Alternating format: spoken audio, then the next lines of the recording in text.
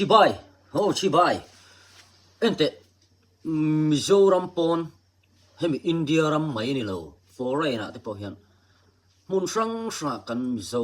nula te tlangwal te pui tling patling nutling tam tak hian kan in zar phar ve na sa to ni chula chuan tin a then chu an zukala an zuzina atur program ang tele kong sang ten an zuzin thina bicha ten kal thina tulaya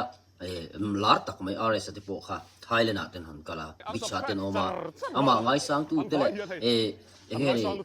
ama lo du ve tu te a video an mu atranga tu ve tu te khan unsubscribe ve a mo alam te po ti khan lam pui ve nok nok a du chon ko nok ang miang mo camera ma an walan a ing tin po khan walang ro se mo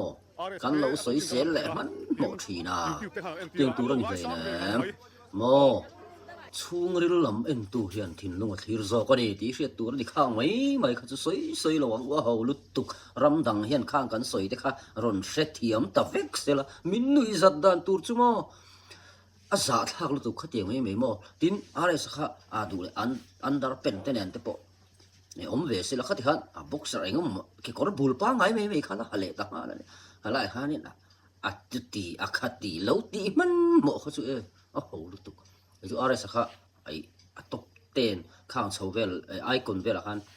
chutin kawa I tran le tu voin thing hianin a fence le a ma wa tran em tu kan ni lo ani ma se kan thil soi du ho lu tu awang hianin ka thin hiring pui ve de leka mo ama kherlo po video song song